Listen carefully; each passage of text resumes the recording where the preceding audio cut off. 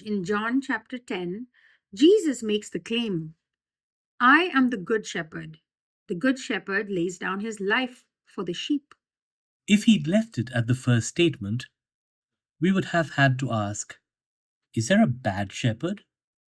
But Jesus already tells us who he thinks a good shepherd is, one who lays his life down for his sheep. Today, when we think of shepherds, we think of low earning, menial workers. But in the world of the Bible, it would signify leadership. God's people are literally his sheep. A Hebrew king is a shepherd. In Ezekiel 34, God rebukes bad shepherds. And in Luke 11:46, Jesus explains what bad leadership does. You load people down with burdens they can hardly carry, and you yourselves will not lift one finger to help them. So, what would a good shepherd be like? Intrinsically good, beautiful, and fair. Jesus claims to be this good shepherd, leading us gently along the way, giving his life for us, never forcing anyone to follow, but inviting all to follow if they hear, since only his sheep hear his voice. Let us examine the relationship of the Good Shepherd and his sheep. Jesus' sheep are gifts from the Father to the Son. Jesus says, My Father, who has given them to me, is greater than all, and no one is able to snatch them out of the Father's hand. Jesus knows his sheep completely.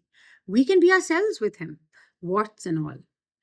Jesus states, I know my own, and my own know me, just as the Father knows me, and I know the Father.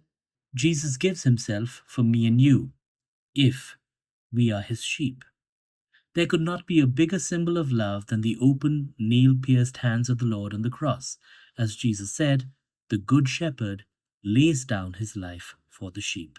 Jesus has sheep everywhere, and he is calling to them. Eventually, the fold will be full. So if you hear his voice, answer and follow. Jesus tells us, I have other sheep that are not of this fold. I must bring them also, and they will listen to my voice. We are his completely, and he is ours.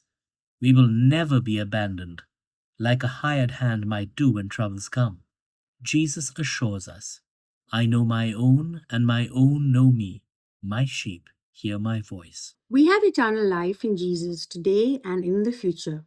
Jesus says, I give them eternal life, and they will never perish. There is no force that can claim us or take us from Jesus. As he puts it, no one will snatch them out of my hand. When Jesus is our good shepherd, we enjoy a relationship marked by trust, intimacy, and protection. Do we recognize the Lord as our shepherd, and are we following his lead? What is keeping you and me from following him?